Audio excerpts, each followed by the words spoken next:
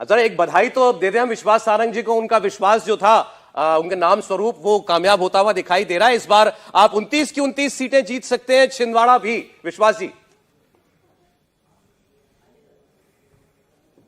मैं India TV को भी बहुत धन्यवाद और बधाई दूंगा कि उन्होंने बहुत ही जो जनता की नब्ज है उसको पकड़ा आपने।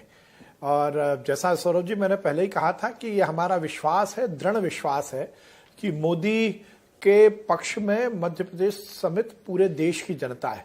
और हर एक मतदाता चाहता है कि जिस महायज्ञ को मोदी जी कर रहे हैं उसमें वो भी सार्थक आहुति जरूर दे। और इसीलिए प्रदेश और देश की जनता पूरी तरह मोदी जी के साथ है, यही हमारा विश्वास है, दृढ़ विश्वास है। और मैं एक बात और कहना चाहता हूं कि देखिए भारतीय जनता पार्टी की तैयारी कितनी जबरदस्त है। हमने देश भर में 195 सीट घोषित कर दी, मध्य प्रदेश में हमने 24 सीटें घोषित कर दी।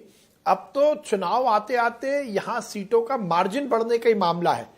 अब कहीं कोई डाउट नहीं है जी। जैसा मैंने कहा कांग्रेस के पास तो प्रत्याशी नहीं है, मोदी सुनामी के सामने कोई खड़ा होने को तैयार नहीं है। नहीं सौरभ, जिस तरह से कहा जाता है ना, प्रधानमंत्री ने परीक्षा पे चर्चा में ही साफ कर दिया था कि एग्जाम सेंटर में जो है आप टाइम से पहले पहुंच जाइए और उसके बाद तैयारी का और आत्मचिंतन का पूरा मौका मिलता है। और इसीलिए लिस्ट भी पहली जारी हो गई 195 उम्मीदवारों की और दूसरी भी जल्द ही आ सकती है। नहीं, लेकिन जो 14 में नहीं हुआ, 19 में नहीं हुआ, वो 24 में हो रहा है। यह अपने आप में बड़ी बात है। मध्य प्रदेश में छिंदवाड़ा की सीट भी हिल रही है, कैसे देखेंगे हर्षवर्धन जी? नहीं, मुझे लगता है कि इसमें बहुत ज्यादा आश्चर्य नहीं है। एक तो ये कि मध्य प्रदेश को 2 आंकड़े जरूर ध्यान में रखने चाहिए।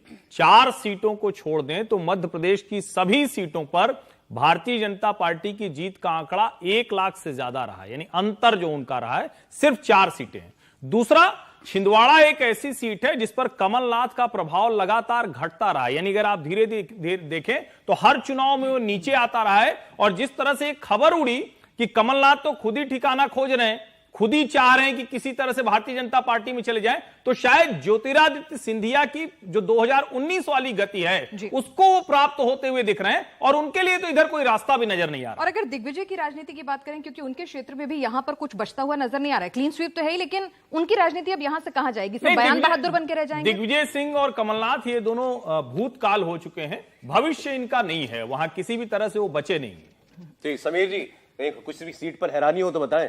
नहीं, मुझे बिल्कुल हैरानी नहीं है। मुझे ये तय था कि छिंदवाड़ा सीट जो कमलनाथ के प्रभुत्व की सीट है, उनके बेटे नकुलनाथ वहां से सांसद है।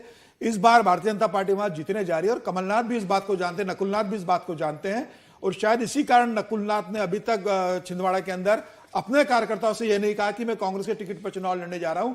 छिंदवाड़ा से यह खबर आ रही है कि शायद नकुलनाथ इस बार वहां निर्दलीय लड़ सकते हैं, भारतीय जनता पार्टी समर्थन दे सकती है, या भारतीय जनता पार्टी के टिकट पर चुनाव लड़ सकते हैं। नकुलनाथ और कमलनाथ दोनों जानते हैं कि अगर वो कांग्रेस की सीट पर चुनाव लड़ेंगे तो जिस तरीके से 2019 में उनका एक बहुत मजबूत गढ़ जो गुना रहा था, ज्योतिरादित्य सिंधिया हार गए थे, 2024 में वो रिपीट होगा छिंदवाड़ा में, और छिंदवाड़ा सीट भी कांग्रेस के हाथ से निकल जाएगी, नकुलनाथ हार जाएंगे। अभी जैसा विश्वास सारंग कह रहे थे राहुल जी कि एक सीट जो है बड़े मार्जिन के साथ जीतने वाली है बीजेपी और कांग्रेस मार्जिनलाइज्ड हो रही है, ये कैसे हो रहा है? देखिए, एक ही इलाका था महाकौशल का जहां पर कांग्रेस का जो आधार बचा हुआ था, और महाकौशल के इलाके में भी अगर पिछले विधानसभा के चुनाव आप देखें और उससे पिछले के देखें तो लगभग 38 सीट्स हैं, उसमें से 23 सीटें जीती थी पिछले से पिछले चुनावों में कांग्रेस, वो घट के 17 पे आ गए थे पिछले चुनावों में। तो देखिए, वहां पे आधार घटा है, वहां पर जो पॉपुलैरिटी है वो घटी है। तो ये संभव है कि जो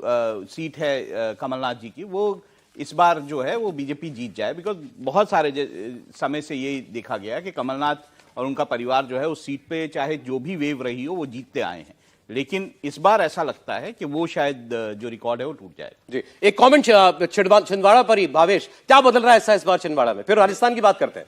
देखिए, छिंदवाड़ा में पिछली बार भी जो चुनाव हुआ था 2019 में बहुत कम मार्जिन से कांग्रेस जीत पाई थी, वो सीट लगभग 37,000 वोटों से जीत पाई थी और 2014 में 1 लाख वोटों से जीत पाई थी। इस बार हो क्या रहा है आप देखें, जब से चुनाव हारी है कांग्रेस, वहां पे असेंबली चुनाव जब हारी है, 164 सीटें जो बीजेपी जब से जीत के आई है, तब से पूरे कांग्रेस के कार्यकर्ता में एक मैसेज है कि कमलनाथ शायद उसको ठीक से हैंडल नहीं कर पाई है। एक दिख रहा था लोगों में, एक वहां के जो टॉप लीडर के कांग्रेस है या लोअर लीडर के, उनमें एक मैसेज है कि शायद कमलनाथ का बीजेपी के साथ कुछ अंडरस्टैंडिंग है।